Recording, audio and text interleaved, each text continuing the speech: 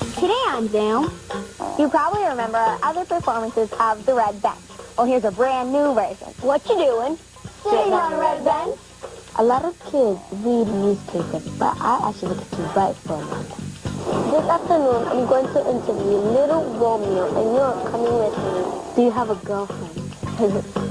Here's another way that you can detect static electricity. You can make this electroscope. Wow! No, I just shocked myself.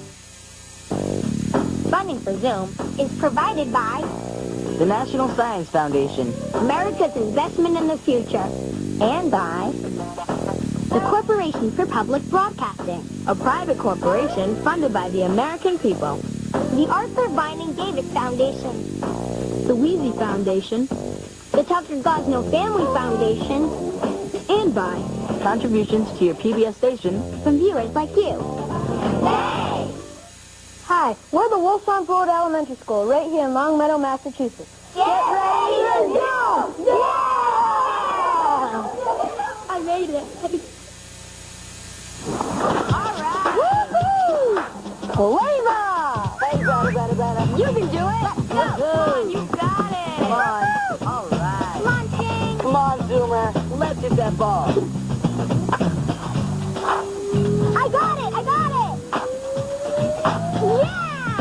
Yeah! Come on and zoom, on and zoom, come on and zoom, on and zoom, come on and zoom, zoom, zoom, on, zoom.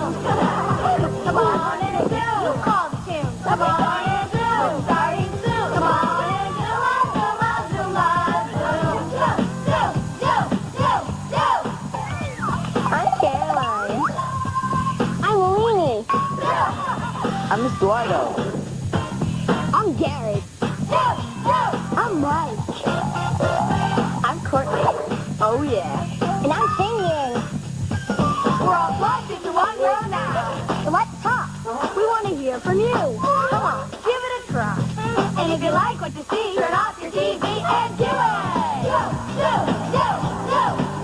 Come on and zoom. Choose a zoom. Come on and zoom. Oh, yeah. Come on and zoom, zoom, zoom on. Zoom, zoom, zoom. Come on and zoom. Come on and zoom. Come on and zoom. Come on and zoom. Come on and zoom on, zoom. We're zooming on WGBH.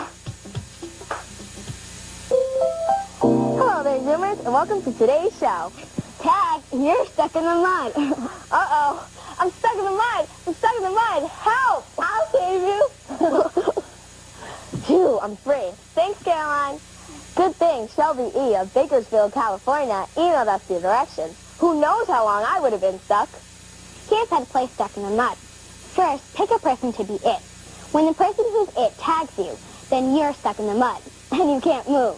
The only way to get unstuck is if someone crawls between your legs. When everybody's tagged, then the game is over, and the last person who's left is it in the next round. Okay, Zoomers, are you ready to play? Yeah. Okay, so I'll be it. Ready? Here it comes!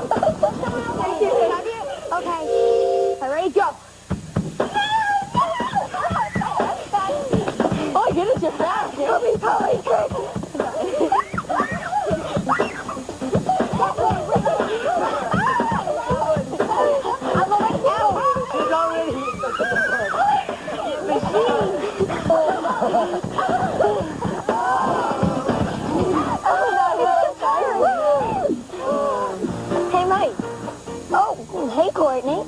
What happens when you cross a rooster with a duck? I don't know. He wakes you up at the quack of dawn. You get it? Like a rooster and a duck. You wake you up at the quack of dawn. Kind of makes you think.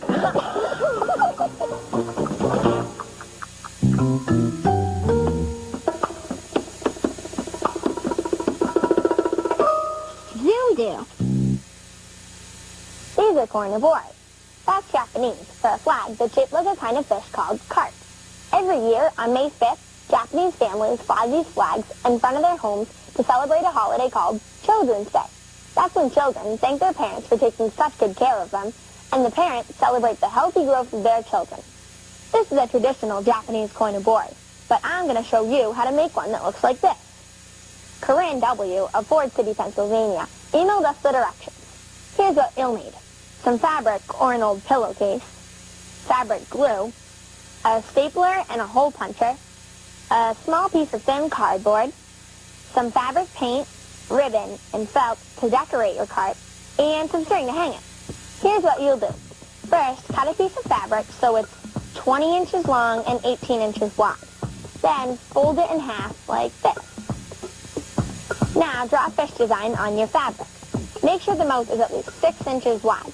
Now, cut it out along the lines. The flag is shaped like a carp because carps are really strong and can jump very high out of the water. And the Japanese families fly these in front of their homes to make a wish that their children will grow up to be strong and healthy like the carp. Almost have one side finished. It's kind of difficult because you have to cut out 2 pieces of fabric. So, I'll cut out this too. Put it out. You might have to hold the fabric tight, that way you can cut it better. Now you can paint the body of your carp. You can use different things to paint it. You can use a paintbrush, a toothbrush, a sponge, or a cotton swab. When your design is dry, you can glue it together. But make sure you glue it inside out, like this.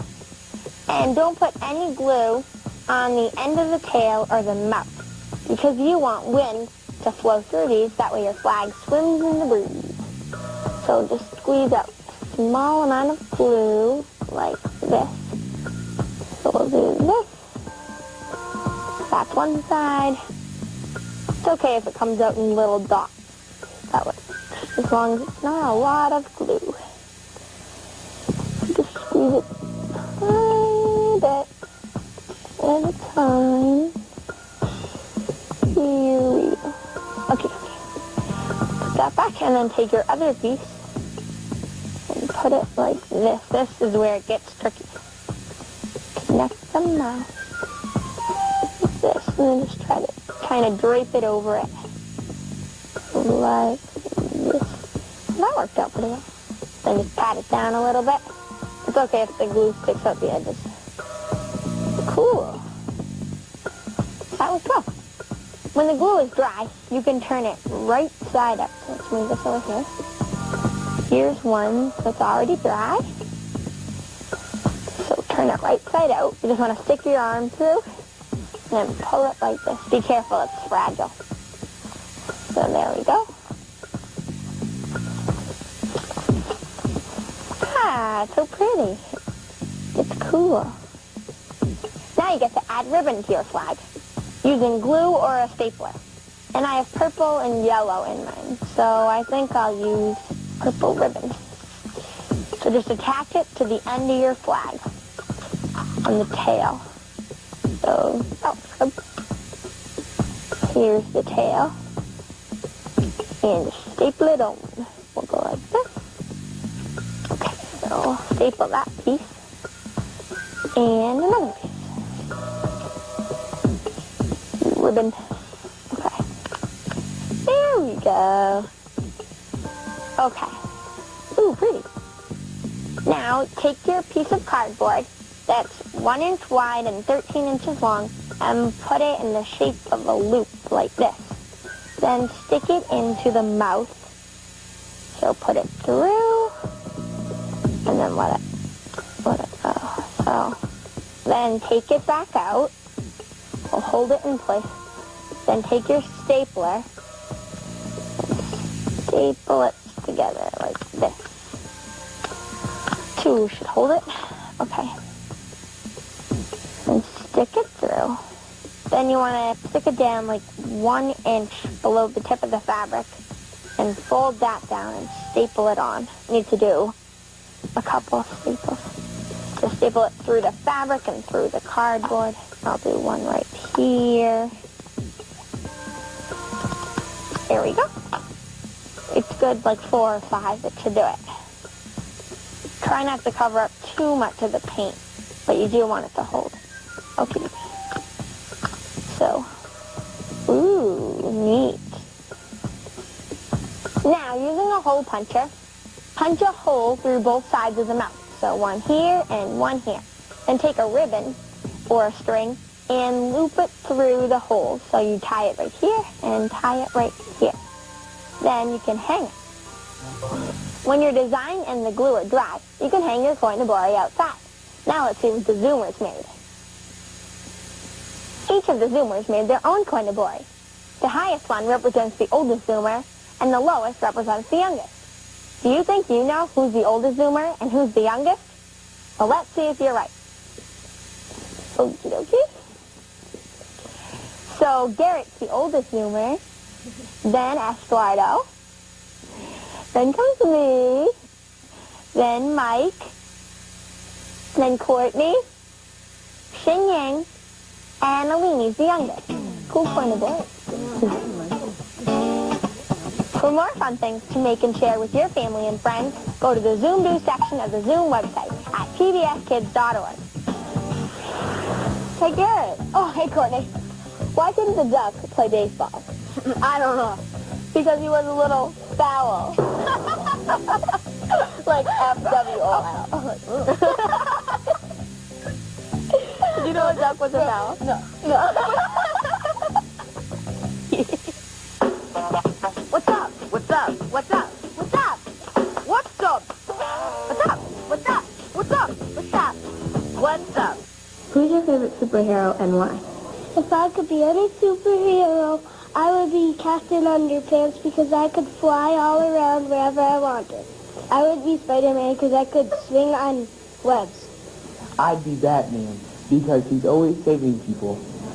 I would be, Wonder Woman because I could do, like, anything I can't do when I'm just playing me now. My favorite superhero is Daredevil because he fights a lot of villains and he's really cool and he does all of that while he's blind. Oh.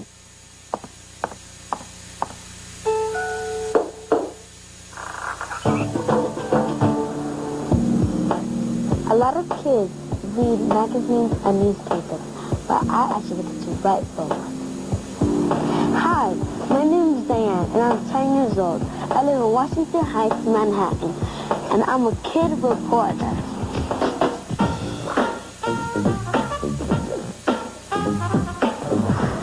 A bunch of my teachers got me interested in writing, but it was my fourth grade teacher, Mr. Savoli, who helped me enter a contest and become a reporter for a magazine called Time for Kids. Hi, Diane. Hi, Dina. Good to see you. Good to see you, too. Excited for your big interview? Definitely.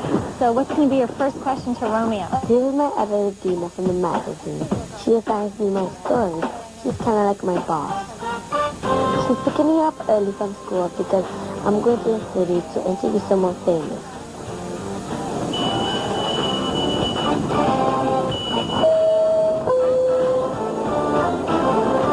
All my assignments, they're really cool. When you get to go out, meet famous people like Al Cool and Daniel Radcliffe. This afternoon, I'm going to interview Little Romeo, and you're coming with me. I'm Little Romeo. I know about cars and know about roads, and it ain't no car. Little Romeo is a rap singer, and he's just released his new CD called Game Time. The first thing I do to get ready for an interview is research on that person. You know, go to the library, go to the internet, do whatever you can, because that way you get to ask really good questions. I'm excited, but I'm a little bit nervous. I've done all my research, and I think that I know everything there is to know about Little Romeo, and I'm ready to go. Let's get ready. Here we are. Little Romeo, Lil G. Here we go. Oh no, kids up. Oh no, here we go. Oh no, kids up. Oh no. Hi. Hi, Dad. Oh, okay. At the beginning, you know, you're really nervous. You're like shaking all over. But then as the interview goes on, it gets better and better. Thanks to you, Michael Jackson is no longer the youngest artist to hit #1 on the charts. Well, yeah, I was real excited about that. I was the youngest artist to hit #1, and I was #1 for 10 weeks, thanks to my fans out there. Do you have a girlfriend? No, I don't have a girlfriend. I just been working on my music. Probably in the future, though. No, not right now. The interview lasted about 20 minutes, and by then I got to ask really good questions. Well, the interview's over, but the real work is just beginning.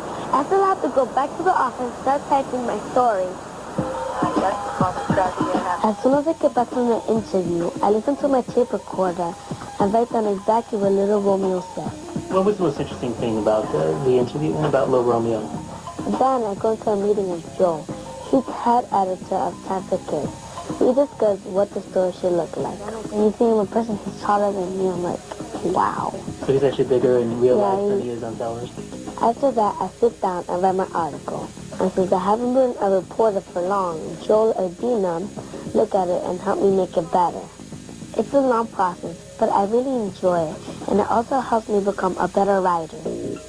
Once the story is finished, I get to pull it up and see it on the internet and on magazines. People all around the world get to see me, get to read my story, and I think it's really cool.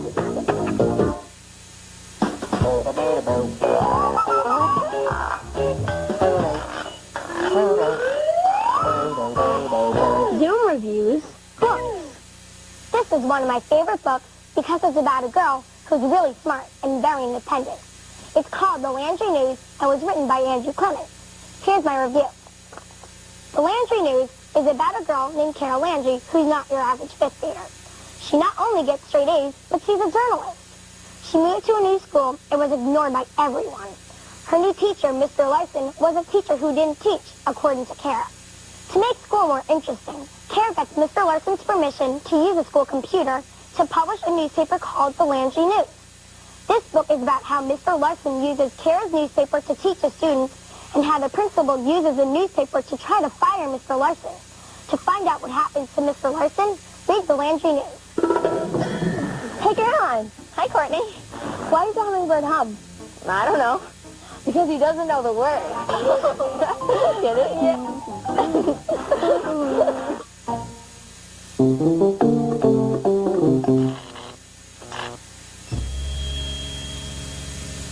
Garrett, Alini, and Esquardo showed us lots of ways that we can see the effects of static electricity. They picked it up really good. Here's another way that you can detect static electricity. You can make this electroscope. Landry A. of Atlanta, Georgia, sent us this idea.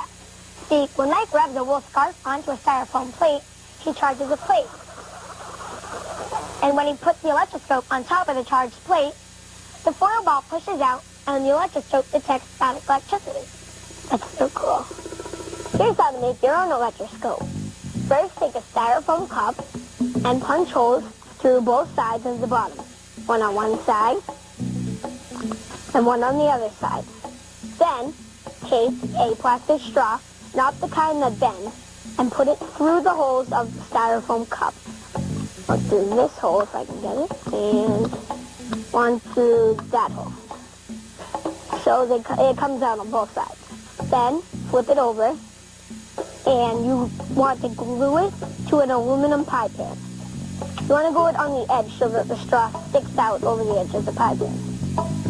The glue takes a while to dry, so we have one already made. When it's done, it will look like that. If you don't want to wait for the glue to dry, you can also tape the cup to the pan. Cut a piece of thread about 8 inches long and tie a few knots at one end of the thread, like this. Take a 1-inch square piece of aluminum foil. Use it to make a ball around the knots in the thread. Okay. You want the ball to be about the size of a marble, and you want to make sure that the foil is tight enough so that it won't fall off, but you don't want to make it too tight. Okay. There you go. That's probably good enough. Yeah, probably. Okay. Not too tight, but... Alright. Now, take the string and tape it to the end of the straw so that the aluminum foil ball hangs down just next to and maybe even barely touching the edge of the aluminum pie pan. You want to tape that like that. We're going to have to adjust to this. Yeah. A little. That's probably too. Yeah, here, I'll pull it a little bit. Then tape the middle of the straw to the cup so it doesn't bounce around while you're using the electroscope. Alright, perfect. Now to test out the electroscope. To create that electricity, I'm going to rub this wool scarf onto the styrofoam plate. It's easier if you tape the plate down so it doesn't move around. Okay. Then, put the electroscope on top of the styrofoam plate. Make sure you always hold the electroscope by the foam cup and not by the metal pan, otherwise it won't work. Whoa. That's so cool. So neat. It's layered about like an inch. You can tell the electroscope is detecting the static electricity because the aluminum foil ball is pushing away from the pan or repelling from it. Here's a science scoop on why this works. When we rub the wool scarf against the styrofoam plate, we left negative electrons, which charge the plate with static electricity. Even though the plate is charged with static electricity, the electrons can't very easily pass through the styrofoam. This is because styrofoam isn't a conductor. But electrons can very easily pass through metal, and aluminum foil is metal. So when we put the pie pan onto the styrofoam plate, the electrons pass through the pie pan and into the small aluminum ball. Because electrons have a negative charge, the foil ball and the metal pan both became negatively charged. And when two things both have the same charge, they repel or push away from one another, which is what the foil ball did when it moved away from the pie pan. There's another neat thing you can do with your electroscope. If you put your finger near the metal ball, you'll notice the metal ball sort of attracts to your finger. And if I let the ball touch my finger, just like that, That's cool. the metal ball loses all its negative electrons as they pass into my hand. Now, once all the negative electrons are in my hand, it becomes neutral, which means neither positive or negative. So gravity brings the ball back down. But once it touches the charged pie pan, it becomes negative again, and negative repel. So the ball makes a swinging motion back and forth between my finger and the pan. This is why we told you earlier to hold the electroscope by the foam cup and not by the metal pan. Because if you touch anything metal, like the foil ball or the metal pan, you'll pick up the charged electrons, like this. See, now it loses all its charge. Yeah. Make your own electroscope at home. And maybe you can experiment with more than one ball. Or maybe two electroscopes at one time and compare the results. If you come up with any discoveries, send them to Zoom. Hey, want to try? Okay. Rub.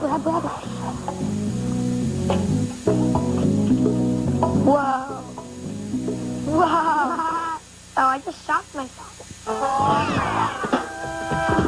into action!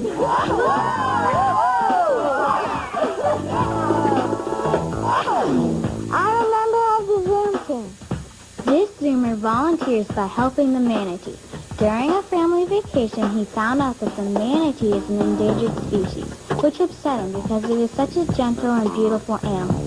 When he found out that he could sponsor a manatee for $25, he and his friends decided to have a lemonade stand and raise the money, which they did.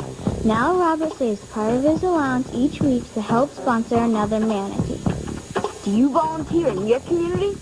If you do, you're already a member of the Zoom team. We want to hear all about it. Send your story, along with any photos or videos, to this address. Remember, the little things you do can sometimes make a big difference. Zoom into action. And join the Zoom team!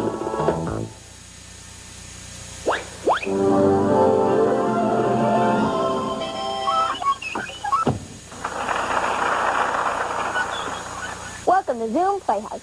You probably remember our other performances of The Red Bench. Well, here's a brand new version, written by the Zoomers.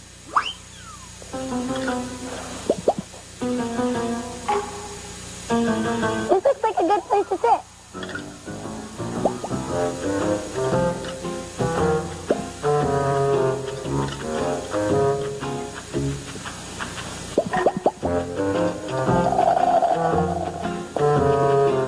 What you doing? Sitting on a red bench. Can I join? Sure.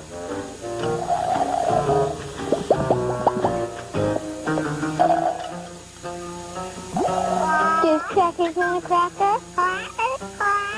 What you doing? Sitting on a red bench. Can you join? Sure.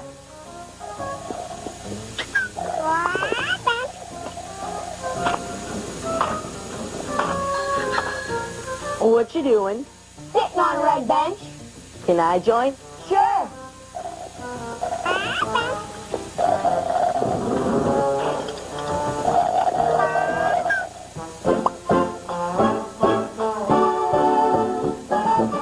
What you doing? Sitting on a red bench. Can I join? Sure.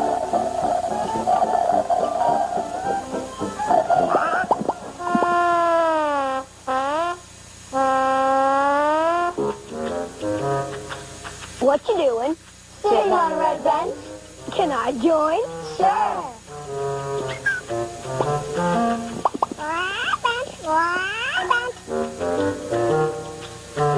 What you doing? Sitting on a red bench.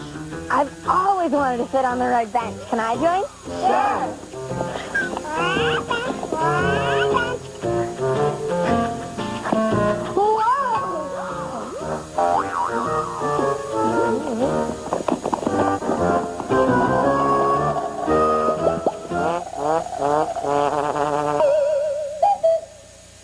Hey, want to sneak a peek behind the scenes of Zoom? Well, you can take a virtual tour of the Zoom set in the Studio Z section of the Zoom website at pbskids.org or America Online, keyword PBS Kids.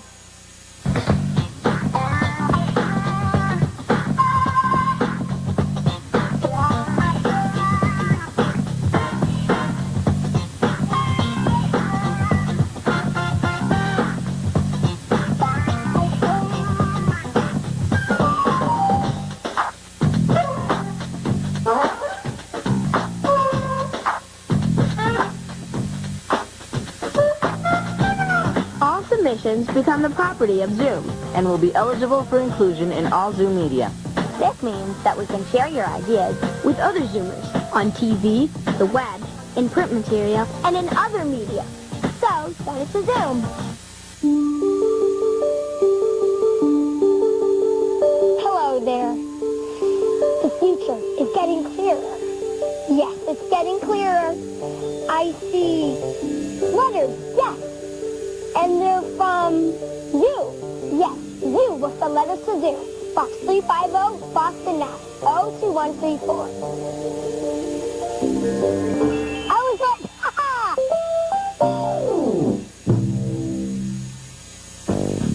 Funding for Zoom is provided by The National Science Foundation. America's Investment in the Future, And by the Corporation for Public Broadcasting, a private corporation funded by the American people. the Arthur Vining Davis Foundation, The Wheezy Foundation. the Tucker Gosno Family Foundation, And by contributions to your PBS station from viewers like you.